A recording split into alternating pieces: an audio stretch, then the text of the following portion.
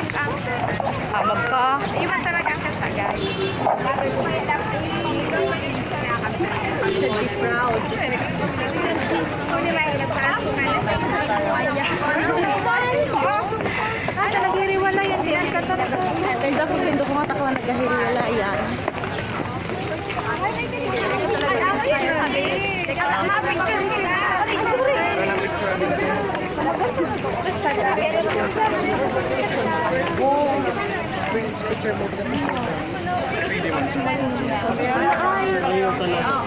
Videographer.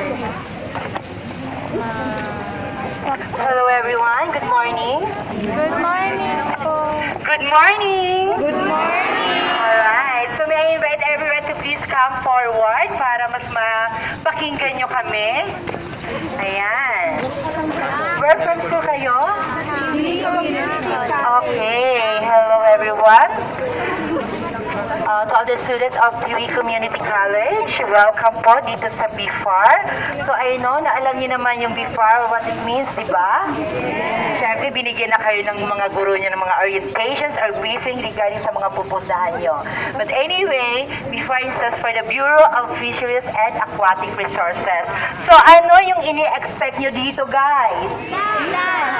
Ano pa? Maliban sa isda? Libre. Sana may palibre. Ayan. But don't worry, para mas makilala nyo, mas maunawaan nyo yung pinuntahan yung agency. Ano ba talaga yung functions or purpose ng BIFAR agency? Bakit nagkaroon ng BIFAR dito sa atin? So, the BIFAR is consists of 34 hectares. So, medyo malawak po ito, guys.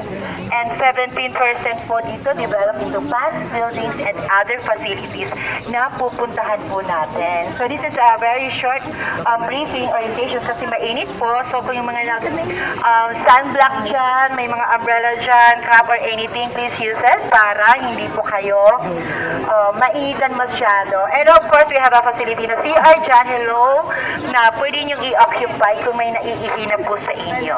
Ayan, so bibilisan ko na po ito. Amplifier po, isa po ito sa tinatawag ng one-stop shop po. Why? Aside of fish and fishery productions na makikita nyo ngayong araw na to, marami pa pong mga sections, divisions na talagang pambihira na hindi nyo may imagine, nandito na pala talaga lahat. First, we have the Regional Fishery Laboratory.